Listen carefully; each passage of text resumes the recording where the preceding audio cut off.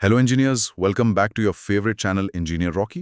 आज हम शुरू करने वाले हैं एक बेहद इंपॉर्टेंट टॉपिक जो हर एग्जाम में बार बार पूछा जाता है, disinfection and softening of water. Distribution system. ये टॉपिक बहुत इंपॉर्टेंट है एसएससी, जेईई, ईएससी, एई, आरपीएससी, एई, यूकेपीएससी, एई, जीपीएससी, एई, एमपी व्यापम और सभी स्टेट जेईई, एई एग्जाम्स के लिए। इस सेशन की कंप्लीट पीडीएफ आपको फ्री में मिल जाएगी हमारे टेलीग्राम चैनल पर। लिंक आपको डिस्क्रिप्शन में मिल जाएगा। तो अगर आप सीरियस हो अपनी प्रिपरेशन को नेक्स्ट लेवल पर ले जाने के लिए, इस सेशन को एंड तक जरूर देखना। So without wasting any time, let's start the topic. बिल्कुल, चलिए शुरू करते हैं। तो सबसे पहले बेसिक डेफिनेशन से शुरुआत करते हैं। सबसे पहला कंफ्यूजन जो क्रिएट होता है, डिसइंफेक्शन और स्टेरिलाइजेशन, क्या ये दोनों टेक्निकल टर्म्स एक ही चीज के लिए यूज होते हैं? अरे बिल्कुल नहीं, ये दोनों बहुत अलग है और एग्जामिनर ना यहीं पर फंसाता है। अच्छा। हाँ, डिसइंफेक्शन का सीधा सा मतलब है पानी में मौजूद सिर्फ पैथोजेनिक यानी बीमारी फैलाने वाले हार्मफुल बैक्टीरिया या माइक्रो ऑर्गेनिजम्स को मारना या डीएक्टिवेट करना। मतलब बस पानी पीने लायक बन जाए, यही इकलौता लक्ष्य होता है। ओके। लेकिन स्टेरिलाइजेशन एक बहुत ही एक्सट्रीम प्रोसेस है, जैसे कि पानी को उबालना या बॉइलिंग करना। स्टेरिलाइजेशन पानी में मौजूद हर एक सब्सटेंस को खत्म कर देता है, चाहे वो हार्मफुल हो या harmless. Okay, let's unpack this. मतलब समझने के लिए ऐसा कह सकते हैं कि स्टेरिलाइजेशन एक तरह से कार्पेट बॉम्बिंग है जो पूरे इलाके में सब कुछ साफ कर देगा, और डिसइंफेक्शन एक तरह का स्नाइपर की तरह है जो सिर्फ और सिर्फ पैथोजेनिक बैक्टीरिया को टारगेट करेगा। बहुत सही एनालॉजी है, एकदम परफेक्ट।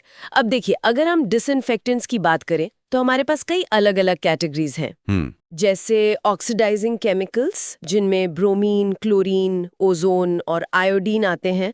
फिर मेटल आयंस होते हैं जिनमें सिल्वर और कॉपर आयंस का इस्तेमाल होता है। इसके अलावा सरफेस एक्टिव केमिकल्स जैसे कैटायोनिक डिटर्जेंट और एल्कलाइज एंड एसिड्स भी इस लिस्ट में शामिल हैं। तो क्या ये सारे केमिकल्स किसी भी सिचुएशन में यूज किए जा सकते हैं? मतलब कोई भी उठा के डाल दो? नहीं नहीं, यहीं पर तो इंजीनियरिंग का रोल आता है। हर केमिकल या प्रोसेस का अपना एक स्पेसिफिक यूज केस है और उनकी कुछ लिमिटेशंस भी हैं। अब ध्यान से समझिए, अगर हम बहुत ही कॉमन मेथड्स की बात करें जैसे यूवी रेज और बॉइलिंग, अल्ट्रावायलेट रेज बहुत इफेक्टिव मानी जाती हैं। ये हर तरह के बैक्टीरिया, वायरसेस और स्पोर्स को मार देती हैं। बिल्कुल। लेकिन एग्जाम पॉइंट ऑफ व्यू से एक बहुत बड़ी कंडीशन है, यूवी ट्रीटमेंट सिर्फ 15 ppm टर्बिडिटी तक ही काम करता है। ऐसा क्यों? क्योंकि अगर पानी में 15 ppm से ज्यादा टर्बिडिटी यानी मैलापन है, तो पानी के अंदर मौजूद छोटे छोटे सस्पेंडेड पार्टिकल्स एक तरह से शील्ड या ढाल का काम करने लगते हैं। अच्छा। हाँ, यूवी लाइट उन पार्टिकल्स के पार नहीं जा पाती और बैक्टीरिया उन पार्टिकल्स के पीछे छुपकर बच जाते हैं। इसलिए ये तरीका सिर्फ साफ पानी, हेल्थ सेंटर्स या स्विमिंग पूल्स के लिए ही सूटेबल है। ये तो बहुत लॉजिकल है। और अगर बॉइलिंग की बात करें, उबलता हुआ पानी तो सब कुछ मार देता है, फिर इसे large scale city water supply में यूज क्यों नहीं करते? सिर्फ कॉस्ट की वजह से? देखिए, कॉस्ट तो एक फैक्टर है ही, लेकिन सबसे बड़ी टेक्निकल कमी कुछ और है। वो क्या? बॉइलिंग पानी को भविष्य में होने वाले रिकंटामिनेशन से नहीं बचाता। मतलब मान लीजिए पानी को उबालकर पूरी तरह स्टेराइल कर दिया, लेकिन जब वो पानी पाइप्स के थ्रू मीलों का सफर तय करके घरों तक पहुंचेगा, और रास्ते में कहीं कोई लीकेज हुआ या बाहर का बैक्टीरिया अंदर आ गया, तो पानी फिर से खराब हो जाएगा। एग्जैक्टली। बॉइलिंग में कोई रेजिडुअल प्रोटेक्शन नहीं होता जो पानी में बचा रहे। समझ गया, कोई बैकअप सिक्योरिटी गार्ड नहीं है वहाँ। तो फिर क्या कोई ऐसा तरीका है जहाँ हम पानी का केमिकल एनवायरनमेंट ही इतना बदल दें कि बैक्टीरिया सर्वाइव ही ना कर पाए? बिल्कुल, इसे एक्सेस लाइम ट्रीटमेंट कहते हैं।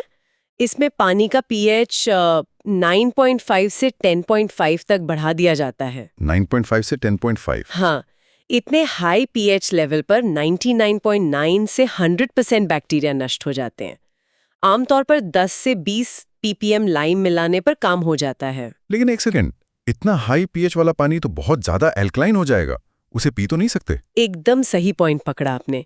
एक्सेस लाइम डालना एक टेम्पररी शॉक की तरह है। एक बार बैक्टीरिया मर गए तो पानी की एल्कलाइनिटी को वापस नॉर्मल करने के लिए रिकार्बोनेशन करना पड़ता है। अच्छा, रिकार्बोनेशन के साथ एक और ऑल्टरनेटिव मेथड है आयोडीन और ब्रोमीन ट्रीटमेंट। इसकी डोज लगभग 8 ppm होती है और कॉन्टैक्ट पीरियड सिर्फ 5 मिनट का होता है। ये मुख्य रूप से स्विमिंग पूल्स के लिए बहुत सूटेबल माना जाता है। बेहतरीन। लाइम और आयोडीन के बाद अब कुछ एडवांस्ड ऑक्सीडाइजर्स की बात करते हैं, जैसे ओजोन ट्रीटमेंट। ओजोन यानी O3 एक गैस है और ये ना सिर्फ बैक्टीरिया को मारती है बल्कि पानी से टेस्ट, स्मेल, कलर और यहाँ तक कि आयरन मैंगनीज को भी हटा देती है। बिल्कुल। लेकिन ये काम कैसे करती है? इसके पीछे की केमिस्ट्री बहुत ही इंटरेस्टिंग है। पानी में जाने के बाद ओजोन गैस टूटती है O2 यानी नॉर्मल ऑक्सीजन गैस में और एक अकेले O में। ये जो सिंगल O है ना, इसे नेसेंट ऑक्सीजन कहते हैं। Nascent oxygen, okay. हाँ, ये नेसेंट ऑक्सीजन बहुत ज्यादा अनस्टेबल और भूखा होता है। इसे पेयर बनाने के लिए इलेक्ट्रॉन्स चाहिए होते हैं, तो ये सीधे बैक्टीरिया की सेल वॉल पे अटैक करके उसे पूरी तरह से डिस्ट्रॉय कर देता है। क्या बात है! ओजोनाइजर के थ्रू इसकी इफेक्टिव डोज 2 से 3 ppm रखी जाती है और 10 से 15 मिनट का कॉन्टैक्ट पीरियड होता है। ये क्लोरीनेशन से महंगा जरूर है, लेकिन लार्ज स्केल के लिए बहुत बढ़िया है। अच्छा, ये एजे एग्जाम में बार बार पूछा जाता है रेड मेडिसिन यानी लाल दवा के बारे में। ये क्या चीज है? रेड मेडिसिन असल में पोटेशियम परमैंगनेट यानी KMnO4 का कॉमन नाम है। ये भी एक पावरफुल ऑक्सीडाइजिंग केमिकल है जो ऑर्गेनिक मैटर को पूरी तरह ऑक्सीडाइज कर देता है। राइट। इसकी डोज 1 से 2 ppm और कॉन्टैक्ट पीरियड 4 से 6 घंटे का होता है। सबसे जरूरी एग्जाम फैक्ट जो याद रखना है, यह मुख्य रूप से रूरल एरियाज यानी ग्रामीण इलाकों के कुओं या वेल वाटर सप्लाई के लिए इस्तेमाल होता है। शहरों में नहीं? नहीं, शहरों की वाटर सप्लाई में इसका उपयोग नहीं किया जाता। ओके। और कुओं के अलावा अगर हम छोटे सैंड फिल्टर्स की बात करें तो वहां सिल्वर ट्रीटमेंट का भी जिक्र आता है। इसमें पानी को एक ऐसे सैंड फिल्टर से गुजारा जाता है जिसमें कैटलिन सिल्वर मिला होता है। इसकी डोज लगभग 0.5 से 0.1 ppm होती है और इसका ह्यूमन बॉडी पर कोई नुकसान नहीं है। बिल्कुल सही। लेकिन अब जिस टॉपिक पर हम एंटर कर रहे हैं वो वाटर ट्रीटमेंट का किंग है, ट्रीटमेंट विद क्लोरीन। क्लोरीन वाकई इस पूरी इंडस्ट्री का किंग है। ज्यादातर लिक्विड फॉर्म में इसका इस्तेमाल होता है क्योंकि इसे हैंडल करना आसान है, ये कॉस्ट इफेक्टिव है। लेकिन इसकी सबसे बड़ी खूबी जो इसे बॉइलिंग या ओजोन से अलग बनाती है वो है इसका रेजिडुअल। पानी साफ होने के बाद भी थोड़ा सा क्लोरीन पानी में बचा रहता है। यानी वो सिक्योरिटी गार्ड वाली बात। सफाई हो गई, फिर भी गार्ड वहीं खड़ा है ताकि रास्ते में कोई नया बैक्टीरिया आए तो उसे वहीं खत्म कर दे। एग्जैक्टली। लेकिन मेरा एक सवाल है यहाँ जो अक्सर कंफ्यूजन क्रिएट करता है। क्या क्लोरीन हर तरह के पानी में एक जैसा काम करता है? इसका असर pH वैल्यू पर कैसे डिपेंड करता है? ये बहुत ही क्रिटिकल सवाल है। देखिए, क्लोरीन की इफेक्टिवनेस पूरी तरह से pH पर निर्भर करती है। कैसे? जब हम Cl2 को पानी यानी H2O में मिलाते हैं तो वो हाइपोक्लोरस एसिड यानी HOCl और HCl बनाता है। लेकिन ध्यान देने वाली बात यह है कि pH 8 से कम होने पर ही क्लोरीन सबसे ज्यादा इफेक्टिव होता है। मतलब pH 8 से नीचे रखना है? हाँ, जैसे ही pH 8 से ऊपर जाता है, इसकी बैक्टीरिया मारने की क्षमता या बैक्टीरिसाइडल एक्शन बहुत तेजी से गिर जाती है। तो मतलब पानी का pH अगर ज्यादा अल्कलाइन है तो क्लोरीन डालना पैसे की बर्बादी है। अब ये बताइए कि अप्लाई करने के लिए क्लोरीन के कौन-कौन से फॉर्म्स अवेलेबल हैं? मुख्य रूप से 3 इंपॉर्टेंट फॉर्म्स हैं।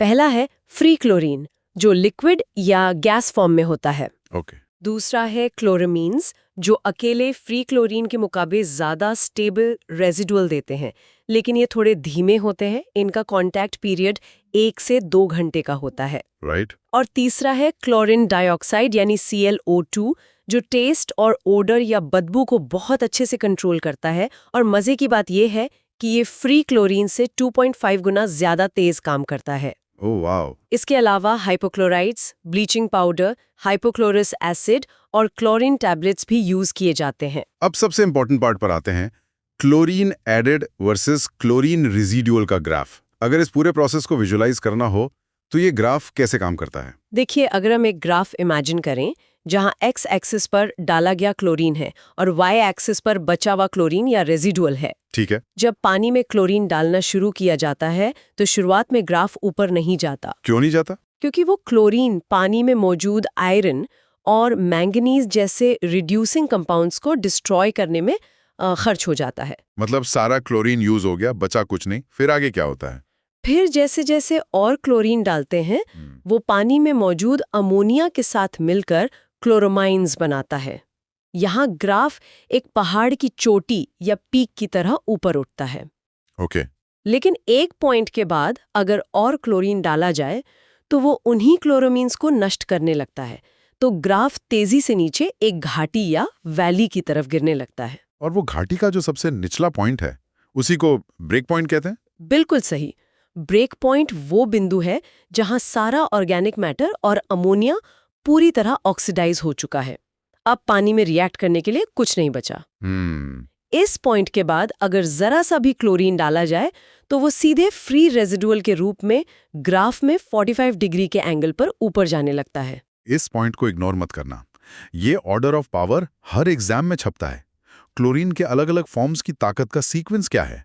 सबसे ताकतवर है HOCl यानी हाइपोक्लोरस एसिड, उसके बाद ClO2 यानी क्लोरीन डाइऑक्साइड, फिर Cl और सबसे आखिर में आते हैं क्लोरेमीन्स। राइट। लेकिन मेरा दिमाग यहाँ एक सवाल पूछ रहा है, HOCl सबसे ज्यादा पावरफुल क्यों है? इसमें ऐसा क्या खास है? इसका जवाब माइक्रोबायोलॉजी में है। देखिए, बैक्टीरिया की जो सेल वॉल होती है उस पे नेगेटिव चार्ज होता है। ओके। और HOCl केमिकली और इलेक्ट्रिकली न्यूट्रल होता है।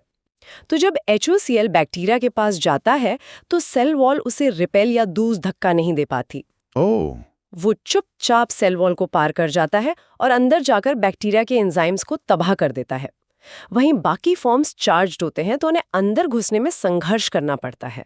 वाह, ये तो एकदम जासूस की तरह घुसपैठ करने वाली बात हो गई। अब एक और चीज जो बहुत कंफ्यूज करती है, सिर्फ पीएच बदलने से बनने वाला क्लोरोमिन ही बदल जाता है। ये कैसे होता है? ये पूरी तरह से पीएच डिपेंडेंट है। अगर पानी का पीएच 7.5 है तो अमोनिया और क्लोरीन मिलकर मोनोक्लोरामाइंस बनाते हैं। 7.5 पे मोनोक्लोरामाइंस? हाँ, अगर पीएच थोड़ा गिरकर 7.0 पर आ जाए तो डाइक्लोरामाइंस बनते हैं। और अगर पानी काफी एसिडिक हो जाए यानी पीएच 4.4 के आसपास तो नाइट्रोजन ट्राइक्लोरामाइंस बन जाते हैं। और इनमें से सबसे इफेक्टिव कौन सा है? यह है एक बहुत ही खास एग्जाम नगेट। इनमें से डाइक्लोरामाइन सबसे अधिक प्रभावी होता है। ऐसा क्यों? इसका लॉजिकल कारण यह है कि डाइक्लोरामाइन का पीएच वैल्यू पानी के नेचुरल पीएच वैल्यू के लगभग बराबर होता है, इसलिए यह सबसे ज्यादा स्टेबल और इफेक्टिव तरीके से काम करता है। चलिए, अब देखते हैं कि इन सबको प्रैक्टिकली अप्लाई कैसे करते हैं, जिसे टाइप्स ऑफ क्लोरिनेशन कहते हैं। जैसे प्लेन क्लोरिनेशन, यह तब करते हैं जब पानी में सिर्फ क्लोरिनेशन ही करना हो और कोई ट्रीटमेंट नहीं, और टर्बिडिटी 10 NTU से कम हो। इसकी डोज लगभग 0.5 mg लीटर होती है। राइट। फिर है प्री क्लोरिनेशन।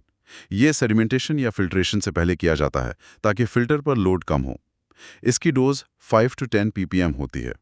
और पोस्ट क्लोरिनेशन, ये फिल्ट्रेशन के बाद होता है फाइनल सेफ्टी के लिए। इसमें 20 मिनट का कॉन्टैक्ट पीरियड होता है और रेसिडुअल 0.10 से 0.20 ppm होना चाहिए। बिल्कुल। इसके अलावा डबल क्लोरिनेशन भी एक प्रैक्टिस है जहां ट्रीटमेंट प्रोसेस में 2 बार, आमतौर पर प्री और पोस्ट क्लोरिनेशन, क्लोरीन मिलाया जाता है। और एक होता है ब्रेक पॉइंट क्लोरिनेशन, जिसका जिक्र अभी हमने ग्राफ वाले सेक्शन में किया था, जहां रेजिडुअल 0 हो जाता है। लेकिन अगर हम ब्रेक पॉइंट के बाद भी लगातार क्लोरीन डालते रहें तो उसे सुपर क्लोरिनेशन कहते हैं। इसमें रेसिडुअल 0.2 से 0.3 ppm तक पहुंच जाता है। अब जाहिर सी बात है, अगर पानी में जरूरत से ज्यादा क्लोरीन डाल दिया है तो पानी से ब्लीच की बदबू आएगी। हाँ, वो तो है। उसे पीने लायक बनाने के लिए एक्स्ट्रा क्लोरीन हटाना पड़ेगा। इसे डीक्लोरिनेशन कहते हैं। तो इस एक्स्ट्रा क्लोरीन को हटाने के लिए कौन से केमिकल्स यूज होते हैं? इसके लिए स्पेसिफिक डीक्लोरिनेटिंग एजेंट्स हैं। नोट्स में ये नाम जरूर होने चाहिए। Sodium thiosulphate, sodium bisulphate, sodium metasulphate, sulphur dioxide gas या liquid, sodium sulphide, potassium permanganate और एक्टिवेटेड कार्बन। इतने सारे केमिकल्स, और हमें ये कैसे पता चलेगा कि पानी में एग्जैक्टली कितना क्लोरीन बचा है? इसके लिए टेस्ट कौन से हैं? रेजिडुअल क्लोरीन चेक करने के लिए कुछ स्टैंडर्ड टेस्ट्स होते हैं। ऑर्थोटॉलेटिन टेस्ट, DPD टेस्ट यानी diethyl phenylene diamine test, chlorotex test, starch iodide test और colour matching method. So what does this all mean? हमने पानी से सारे बैक्टीरिया मार दिए, पानी पूरी तरह डिसइंफेक्ट हो गया, क्या हमारा काम खत्म हो गया? बिल्कुल नहीं, क्योंकि पानी की हार्डनेस या खारापन का क्या, वो तो क्लोरीन से नहीं जाएगी। बिल्कुल नहीं जाएगी। यहीं से हम शिफ्ट होते हैं वाटर सॉफ्टनिंग की तरफ, यानी पानी की परमानेंट हार्डनेस को रिमूव करना। इसमें सबसे पहला नाम आता है जियोलाइट प्रोसेस या परम्यूटेड मेथड। ये काम कैसे करता है? देखिए, सॉफ्टनिंग का मेन टारगेट होता है पानी से कैल्शियम और मैग्नीशियम आयंस को हटाना। जियोलाइट प्रोसेस एक आयन एक्सचेंज प्रोसेस है। इसे ना एक म्यूजिकल चेयर्स की गेम की तरह इमेजिन किया जा सकता है। Musical chairs? हाँ, जियोलाइट्स असल में नेचुरल या सिंथेटिक कैटायंस होते हैं।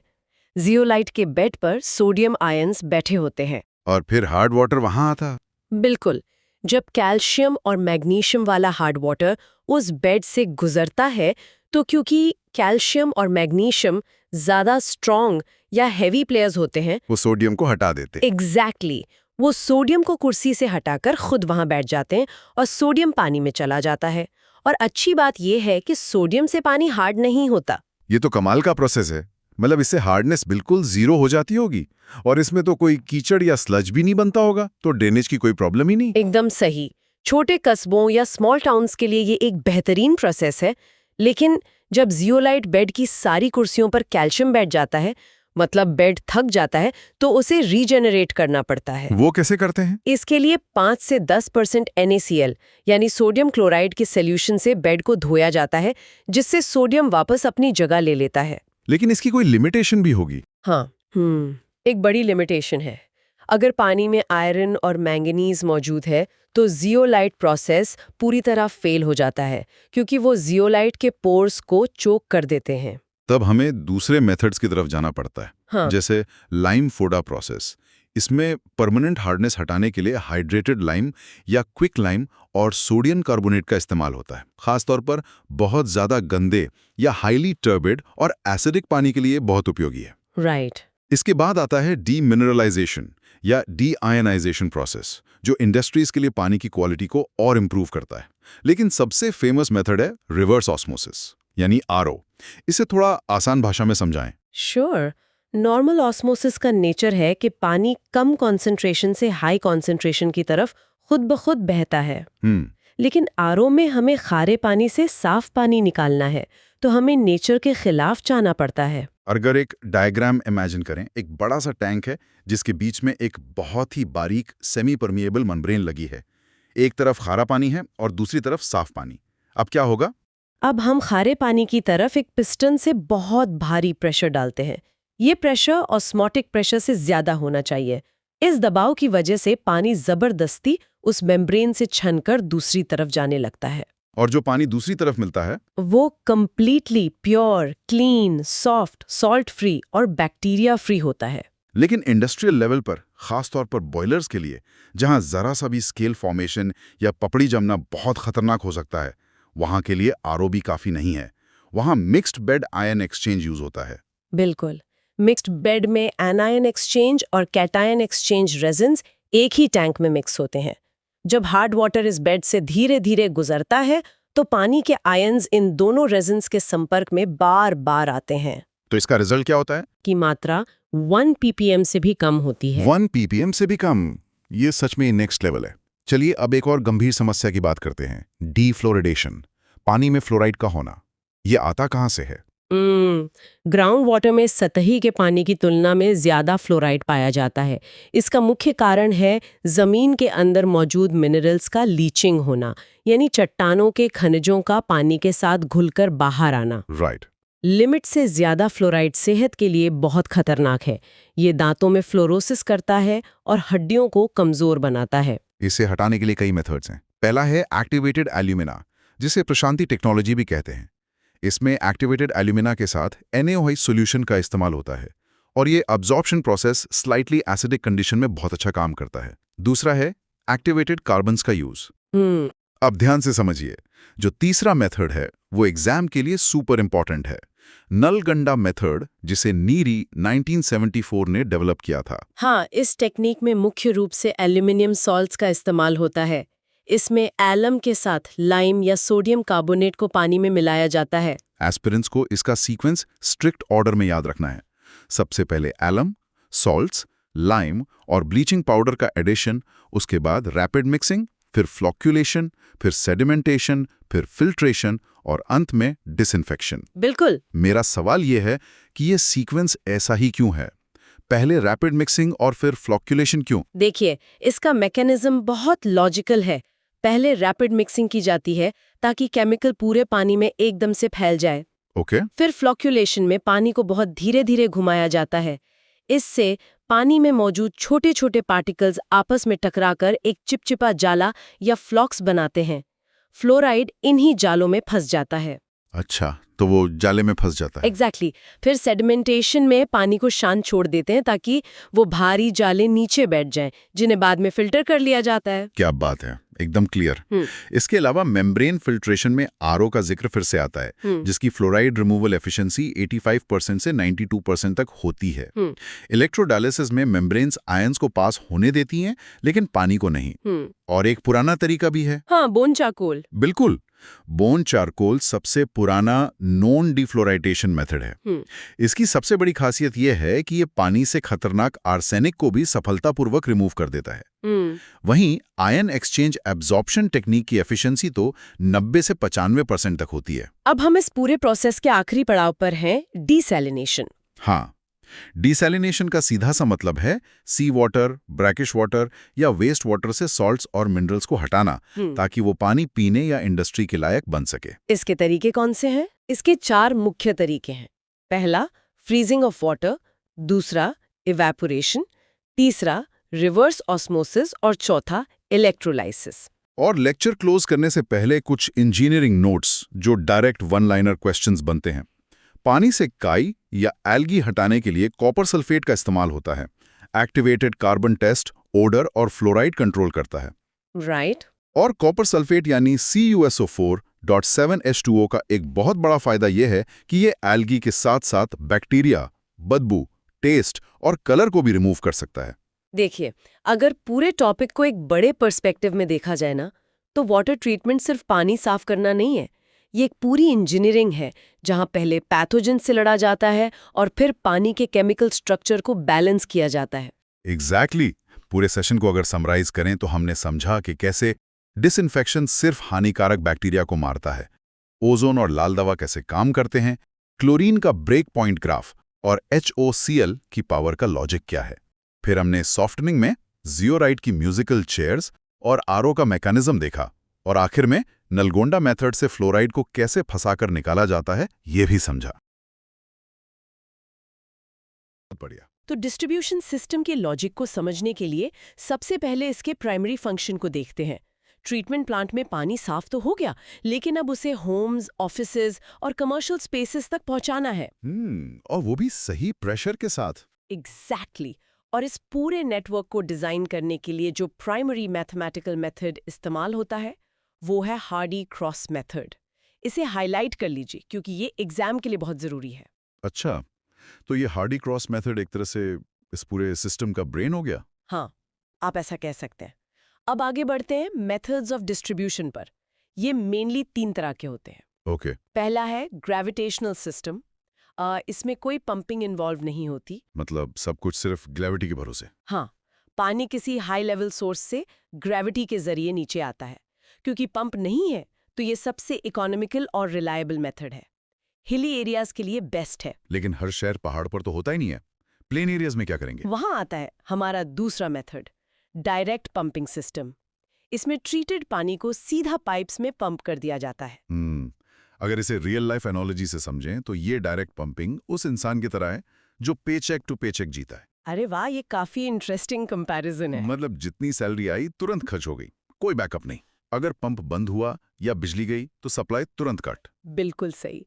इसीलिए ये काफी अनरिलायबल और एक्सपेंसिव होता है। हालांकि ये फ्लैट और हिली दोनों जगह यूज हो सकता है। तो फिर सबसे बढ़िया ऑप्शन कौन सा है? वो है हमारा तीसरा मेथड, कंबाइंड सिस्टम। अच्छा, तो ये कंबाइंड सिस्टम वो सेविंग्स अकाउंट वाली अप्रोच हो गई। एग्जैक्टली। इसमें पंपिंग भी है और एलिवेटेड सर्विस टैंक भी है, प्लस ग्रेविटी का भी रोल है। मतलब पहले पानी को पंप करके टैंक में सेव कर लो और फिर आराम से डिस्ट्रीब्यूट करो। हाँ, और इसी वजह से ये सबसे रिलायबल और इकोनॉमिकल माना जाता है। इसे ड्यूअल सिस्टम भी कहते हैं। ये एनालॉजी स्टूडेंट्स कभी नहीं भूलेंगे। अब पानी डिस्ट्रीब्यूट तो हो रहा है, लेकिन पाइप्स का लेआउट कैसा होना चाहिए? देखो, layouts of distribution networks design करना भी एक आर्ट है। सबसे पहला है डेड एंड सिस्टम, जिसे ट्री या क्लोज्ड सिस्टम भी कहते हैं। इसमें मेन पाइप से सब में निकलता है, फिर ब्रांच पाइप और फिर वो एक डेड एंड पर जाके खत्म हो जाता है। ये ओल्ड और अनप्लान्ड सिटीज के लिए होता है। मतलब जहां जैसे गली मुड़ी वहां वैसे पाइप बिछा दिया। हाँ, ये काफी सस्ता है, लेकिन इसका एक मेजर फ्लॉ है। वो क्या? अगर बीच में कहीं खराबी आ गई ना, तो उसके आगे के पूरे इलाके का पानी बंद हो जाएगा। ओहो, ये तो बहुत बड़ा रिस्क है। इसीलिए वेल प्लान्ड रेक्टेंगुलर सिटीज जैसे चंडीगढ़ के लिए ग्रिड आयरन सिस्टम डिजाइन किया जाता है। जिसे इंटरलेस्ड या रेटिकुलर सिस्टम भी बोलते हैं, राइट? बिल्कुल। इसमें लूपिंग होती है, कोई डेड एंड नहीं होता। मल्टीपल पाथ्स होने की वजह से प्रेशर हमेशा इक्वल रहता है। एक मिनट, अगर डेड एंड में इतना बड़ा फ्लॉ है तो हम हर जगह ये ग्रिड आयरन ही क्यों नहीं इस्तेमाल कर लेते? वो इसलिए क्योंकि ग्रिड आयरन की कॉस्ट बहुत ज्यादा आती है, पाइप की लेंथ बढ़ जाती है और बहुत सारे वाल्व्स लगाने पड़ते हैं। और पुरानी अनप्लान्ड सिटीज में इसे बिछाना प्रैक्टिकली पॉसिबल भी नहीं होता। समझ गया। इसके अलावा भी कुछ लेआउट्स है ना? हाँ, दो और हैं। एक है रिंग या सर्कुलर सिस्टम, जिसमें मेन पाइप पेरिफेरल रोड्स पर होता है और सब मेन्स अंदर की तरफ जाते हैं। ओके। और दूसरा है रेडियल सिस्टम। इसमें सेंट्रल डिस्ट्रीब्यूशन रिजर्वॉयर से पानी बाहर की तरफ रेडियली जाता है, जिससे हायर सर्विस हेड मिलता है। बहुत बढ़िया। अब पाइप्स तो बिछ गए, लेकिन एग्जाम्स में एक बहुत बड़ा सवाल रेट ऑफ फ्लो और वेलोसिटी से आता है। हाँ, ये बहुत इंपॉर्टेंट है। तो एक एग्जाम अलर्ट दे दूं सबको।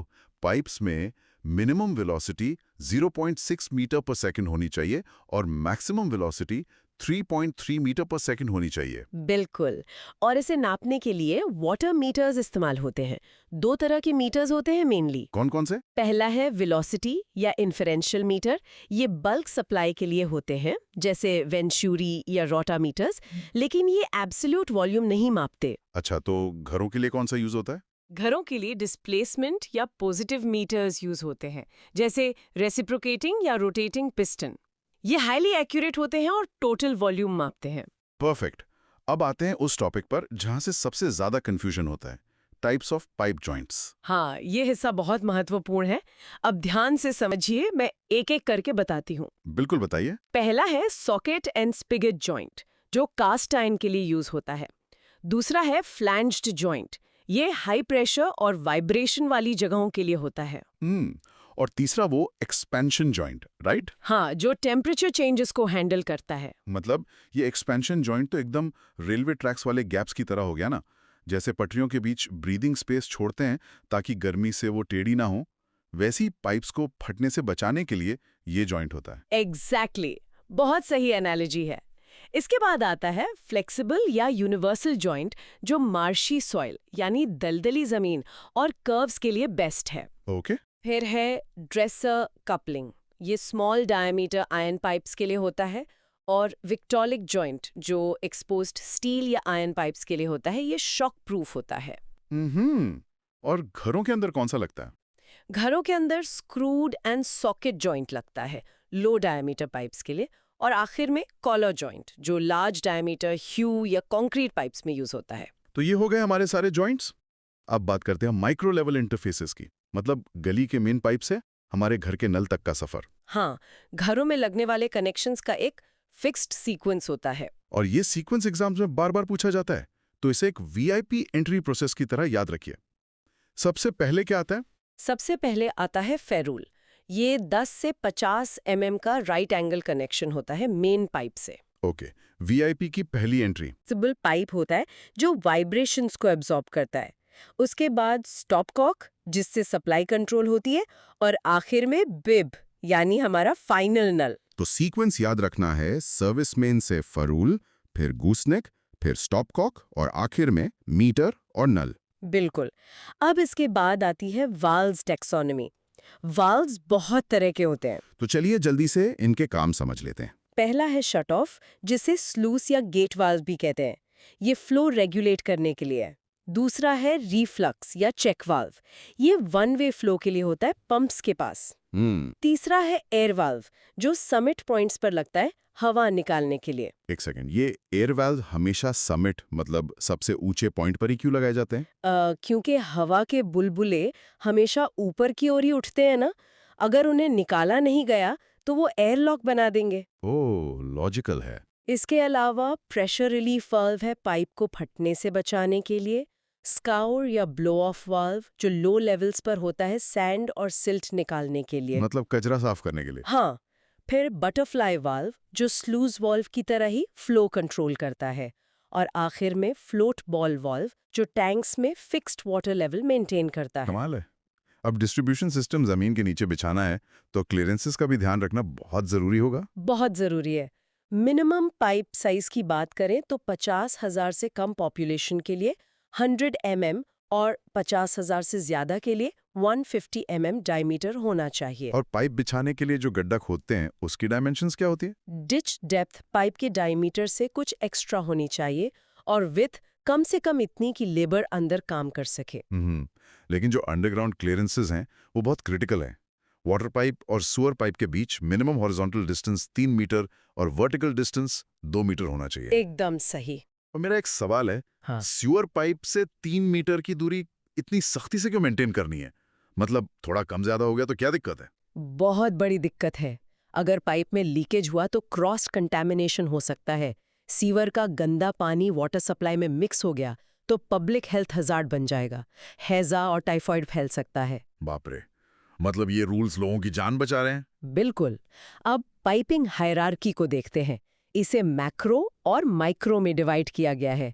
मैक्रो में सप्लाई मेन और सब मेन आते हैं, और माइक्रो में सब ब्रांचेस और कम्युनिकेशन पाइप्स आते हैं, और इन कॉम्प्लेक्स नेटवर्क्स को एनालाइज करने के मेथड्स भी हैं। हाँ, जैसे हमने शुरू में हार्डी क्रॉस मेथड की बात की थी। हाँ, उसके अलावा equivalent pipe method, circle method और इलेक्ट्रिकल एनालिसिस मेथड भी यूज होते हैं। बस इनके नाम याद रखने हैं। और पाइप्स के मटेरियल में सीमेंट कंक्रीट पाइप्स का भी एक बड़ा रोल है, राइट? इनका क्लासिफिकेशन समझना जरूरी है। नॉन प्रेशर पाइप्स को NP1 से NP4 तक रखा गया है और प्रेशर पाइप्स को P1 से P3 तक। इनके प्रेशर लेवल्स क्या होते हैं? P1 होता है 0.2 MPa के लिए, P2 होता है 0.4 MPa के लिए और P3 होता है 0.6 MPa के लिए। बहुत बढ़िया। अब आखिरी और सबसे इंटरेस्टिंग टॉपिक पर आते हैं। जमीन के नीचे अगर पाइप में लीकेज हो जाए तो पता कैसे चलता है? इसके 8 मेन मेथड्स हैं। पहला तो मेजरिंग प्रेशर डिफरेंस और मास डिफरेंस है, फिर विजुअल इंस्पेक्शन कर सकते हैं। उसके अलावा HGL प्लॉटिंग और साउंडिंग रॉड का इस्तेमाल होता है जो वाइब्रेशन या आवाज सुनकर लीकेज पकड़ लेता है। और कुछ बहुत एडवांस मेथड्स भी है ना, जैसे रेडियो एक्टिव आइसोटोप्स और सेंसर रिलीज। मुझे तो ये इंसानी शरीर में होने वाली एंडोस्कोपी की तरह लगते हैं, जहां हम अंदर की खराबी ढूंढने के लिए तकनीक का इस्तेमाल करते हैं। एकदम परफेक्ट एनालॉजी है। पाइप्स के अंदर सेंसर्स भेजकर हम एग्जैक्ट लोकेशन का पता लगा लेते हैं। क्या बात है। तो इंजीनियर्स, आज हमने वेलोसिटीज से लेकर सीक्वेंसेस और क्लियरेंसेस तक जो भी डिस्कस किया है, ये सारा डेटा सीधे सीधे AJE और गेट के MCQs में छपता है। ये सिर्फ थ्योरी नहीं, स्कोरिंग टूल है। बिल्कुल। और आखिर में एक सोचने वाली बात छोड़कर जाती हूँ। आज तो हम साउंडिंग रॉड्स या प्रेशर डिफरेंस से लीकेज ढूंढते हैं, लेकिन सोचिए जब भविष्य में पाइप्स के अंदर AI ड्रिवन नैनोबॉट्स बहेंगे जो खुद ब खुद लीकेज डिटेक्ट करके रिपेयर कर देंगे, तब हमारा डिस्ट्रीब्यूशन सिस्टम कैसा होगा? वाओ, वो दिन इंजीनियरिंग का एक अलग ही लेवल होगा। तो चलिए आज के डीप डाइव को यहीं वाइंड अप करते हैं। आपको ये वीडियो कैसा लगा हमें कमेंट में बताएं और अपने सभी इंजीनियर दोस्तों तक इसे जरूर शेयर करें। जय हिंद।